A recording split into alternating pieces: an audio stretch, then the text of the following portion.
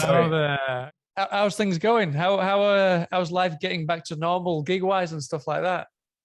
Well, this is the thing. Like we've not actually played in over a month now, which after the end to last year, sort of the last half of last year, is just completely alien to us because we were playing like 4 times a week for about 6 months straight, which was brilliant. But when Christmas come around, we were so excited for a break. But like after a couple of days, we were just raring to go again. So we can't wait to get back out next week.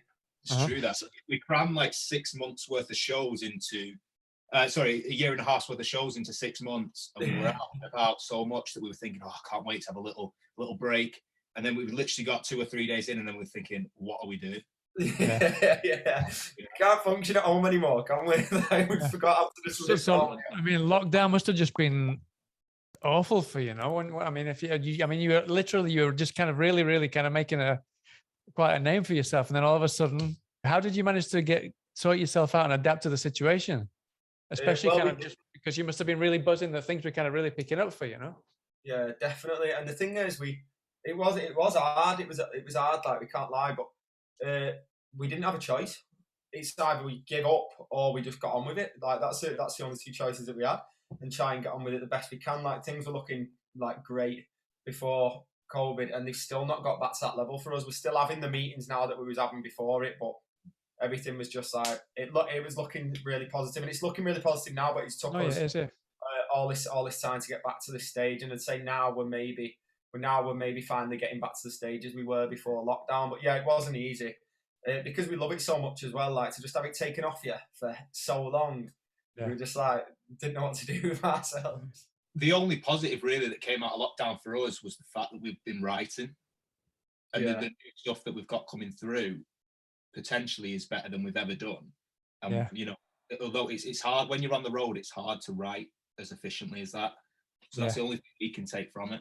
Yeah, I mean, have you been living in a bubble, or have you been writing stuff kind of separately and then over Zoom or whatever, kind of saying, I've come up with this and these lyrics? So how has the writing process been compared to usual? I'd say go on, mate. You go.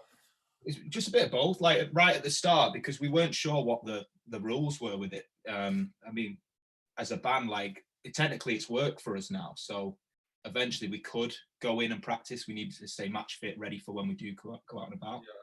But at the start, we were doing it, as you said, like over Zoom, or like one of us would have an idea, record it, send it to the next person, and go round. So then when we could go into the room, we were already like miles ahead. Yeah. Like Valley One, for example, we wrote that over WhatsApp, me and Ryan, on voice notes, which was obviously a completely new thing to do. Inside the place where my dreams are sold, without a silver and such a gold.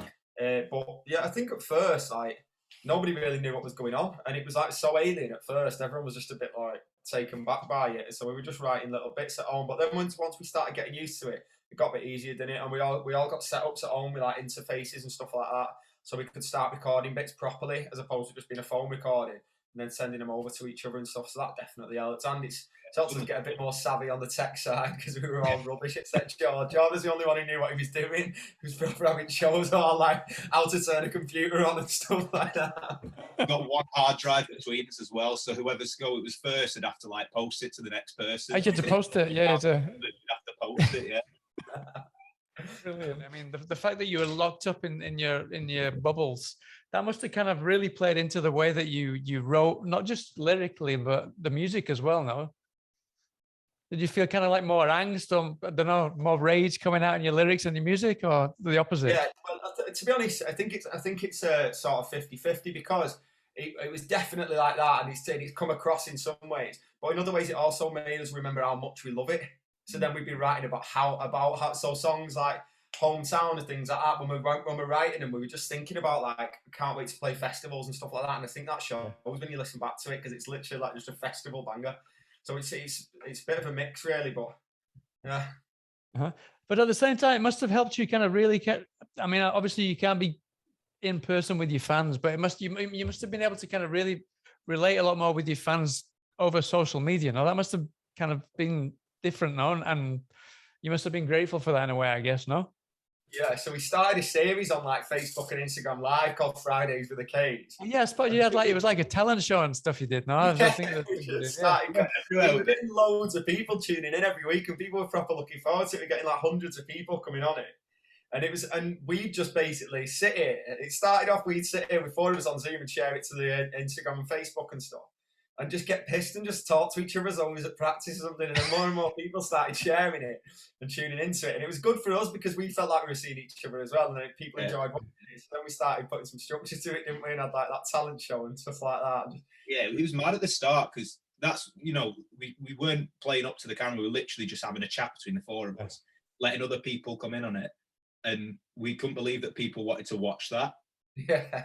We could bounce off them asking them questions and things, but it did work for us because the social media presence, because we couldn't be out and playing for the audience or whatever, that's the only way they could keep up to date with us, rather than just putting a little tweet up or something. It's like we could actually have a bit of face-to-face with them.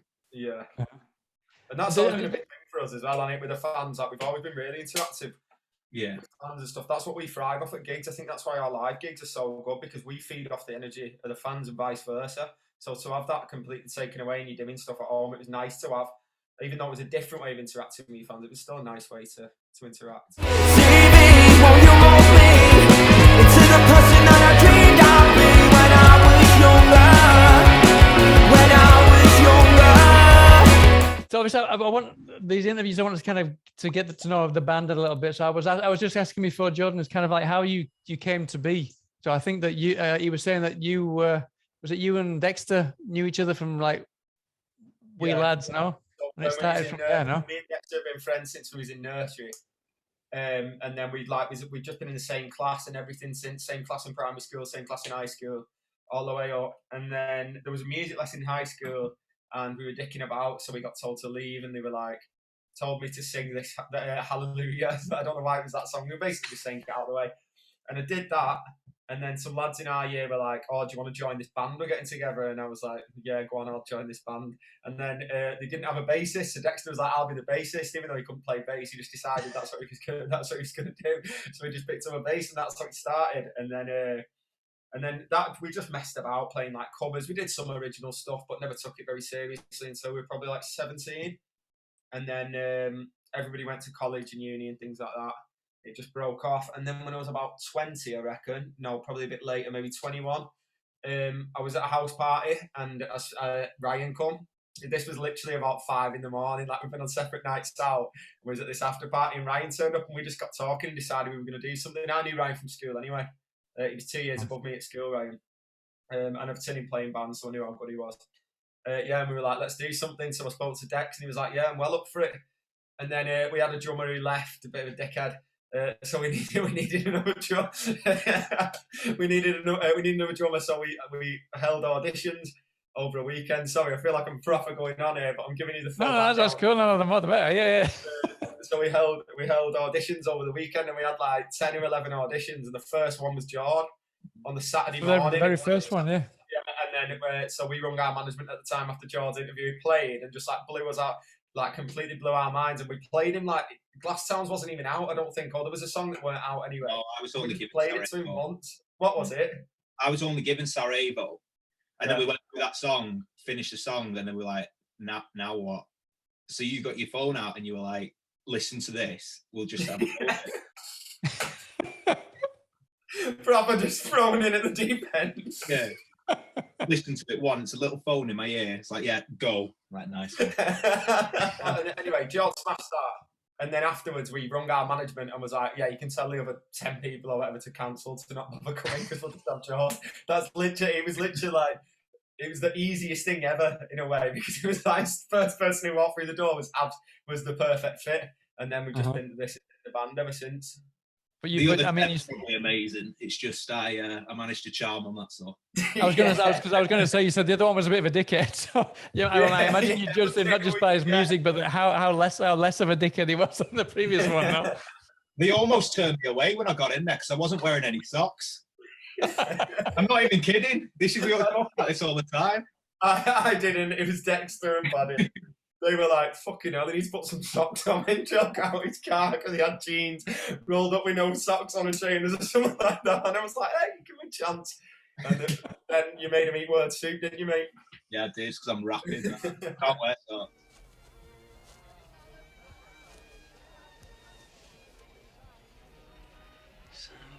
You said there that you and Dexter didn't really think about forming a band before, but I mean, Ryan, because of his brother as well, now he played a lot in front of huge audiences, no? Yeah. So would you say it was kind of his idea, and as he helped you to kind of find kind of gigs and places to go and kind of get your name out there? Definitely. And the best thing for me personally with Ryan, obviously playing guitar as well, not to anywhere near the same level as him, but I realised that I had actually no idea about guitar at all.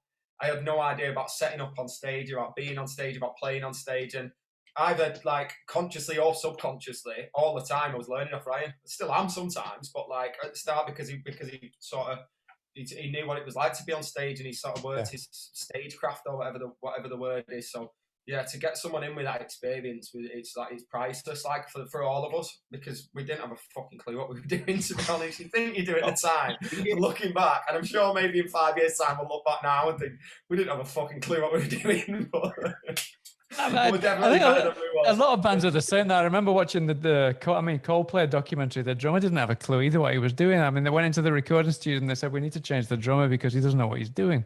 So, I mean, it's, look where they are now. But I mean, but because you think that you're nowhere near as good as Ryan, or you weren't when you started, how does the writing procedure kind of the process work? So most of the time, this is the majority of the songs and the ones we've got out. I'll write at home the chords and lyrics to a song and the melody and stuff, just basically write an acoustic song, and then I'll take it in, just a skeleton, and the boys will all add the bits, and then it turns into a K song.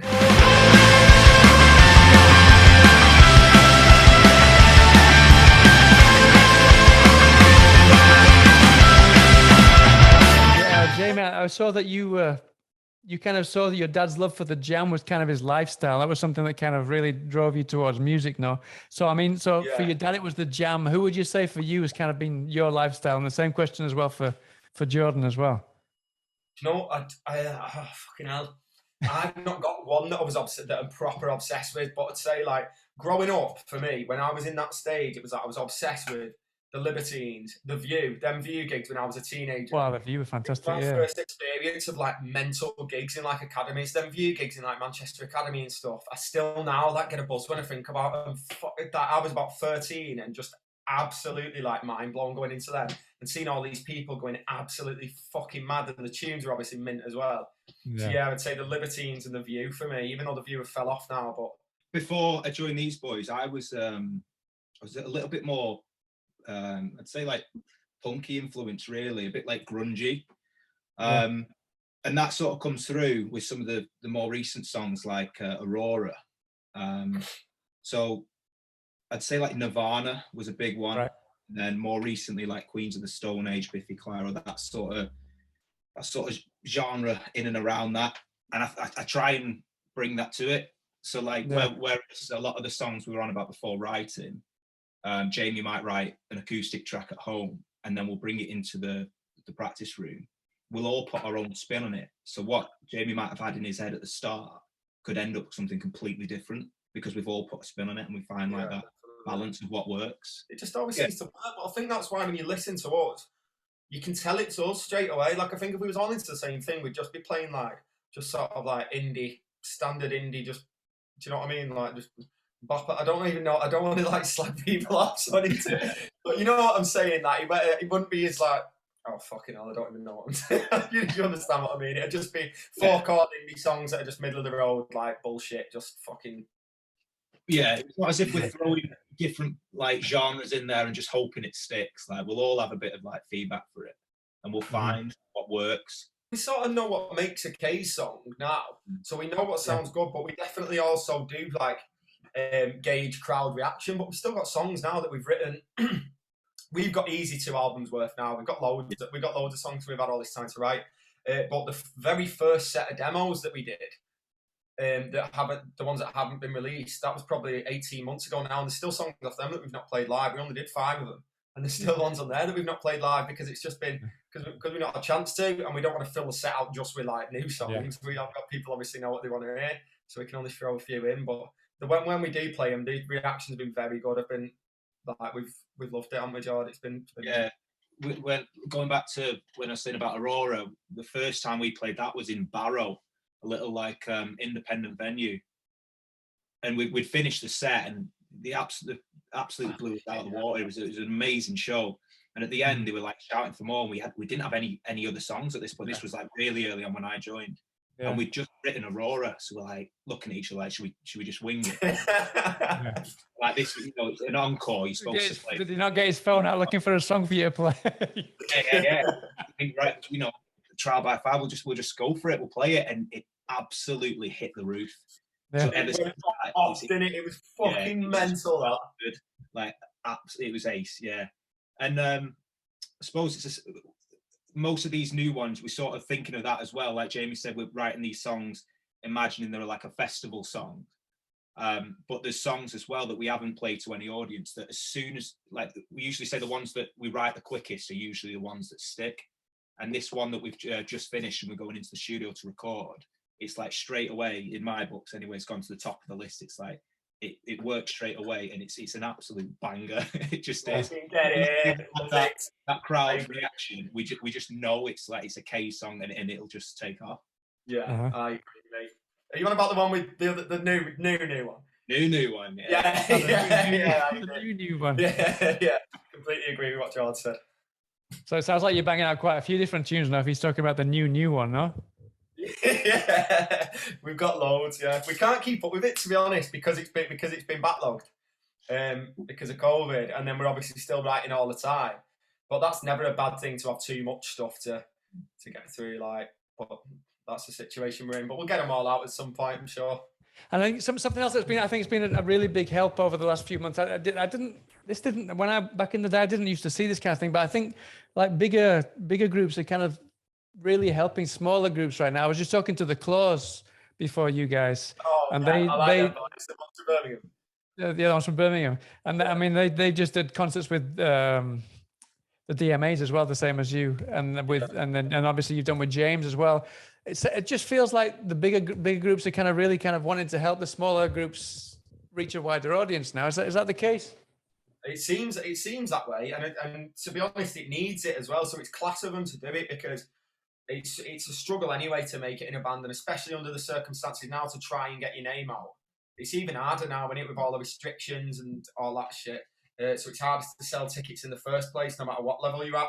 So for the bigger bands to be doing this, but yeah, I agree with you. It is more often, but it's right though. It is right. It's nice for the up and comers to be given a chance to be heard, because a lot of them are very good. We absolutely love playing them James shows. We've met all the guys as well in their mint, and then the crowd loved it. The crowd seemed to love us at every show as well. How many have we played? Like 4 or something, George? Now is it, or 3 or something? What shows were them?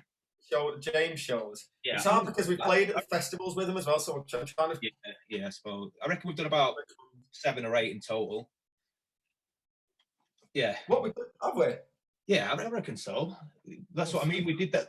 We crammed all that into 6 months, so our heads are blagged. Yeah. It's hard trying to remember who you played where. But them James shows, of course, it's like Margate and Scarborough. Yeah, of course.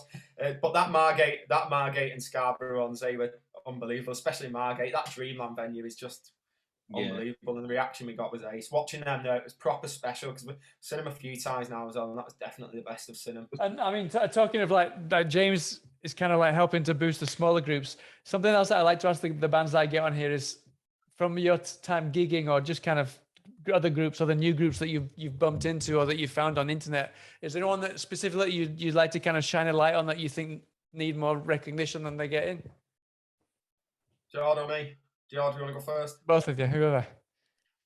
This is up and coming bands. Yeah, up and coming bands that you've discovered that you think maybe people haven't really heard of and they need. Yeah, we've on that last tour of ours, there was the support acts we had were ace. To name a few, I mean all of them are ace. To name a few, Megan Wynn, she's doing ace. Megan Wynn, right? Yeah. Rats, as always. We do a lot of work with Rats. Love them boys. Roller, Sifter. There's loads of bands coming out. Absolutely loads. And we're going out onto Independent Venue Week next week. And it's important that you go to them sort of venues because that's where you'll see them bands. And you might just find the next, favourite band. Definitely. Because you're going with definitely add Fitzroy Holt to that list. Yeah, good shit. Connor is an absolute legend. Like, he's brilliant. He's such a talented musician, the singer. They supported us at Academy and were unbelievable. Spangled as well are good. They're from like Wigan Way, I think. Manchester, Wigan Way, they're good. There's a band that played with us in Preston that were very good. The Lilacs, Wigan. The Lilacs, yeah, they're brilliant. Yeah. The scene is strong. It's really strong, and that's what I was saying before about these people deserve to be heard. So it's so good of bigger bands giving people a platform to be played on, and promoters as well. Like this feeling of people like that, giving these smaller bands great. Like a platform to play on. Definitely, yeah. So I mean, just to finish off, then I don't want to keep you too long, but obviously, you've got loads of songs there that you want to get out. How long will we have to wait for the next one, and what kind of direction do you think the next song is going to go? Is it going to be very K's, or is it going to sound a little bit different to things we're used to? Right, we're currently at the mixing process of our next one, so it's not too far off, but it's not close enough that we've got the full plan yet. But it won't be too long, but we've got to be careful what we say. Yeah. We obviously, one, don't want to say out wrong, and two, give people false hope and say it's out next week, and then if people you can guarantee it's a belter. Yeah, it's a good one. It's your favourite of the ones before thingy, isn't it? Yeah, I reckon it's my favourite live track. Yeah, right. Yeah, I love it, but I wouldn't say it was quite my favourite, but it's definitely up there. It's a really dead bounce, isn't it? Like dead bounce from the get-go.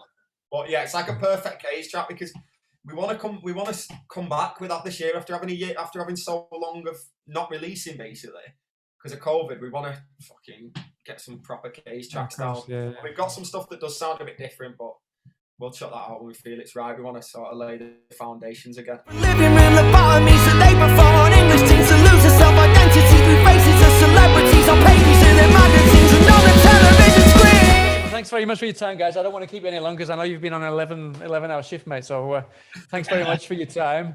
And I wish you the best of luck with the gigs coming soon. And I hope to get over there sometime soon and catch up with you all in person. Definitely, mate. Thanks for taking the time to speak to us, pal. I really appreciate it. Thank you. I appreciate it as well. Take it easy, all right, mate. all the best. Take care then. Take care, guys. Cheers then. Not slept, didn't know what was supposed to. 6 hours in my bed, and I'm still just scrolling on through, and I just like your picture from 36 weeks.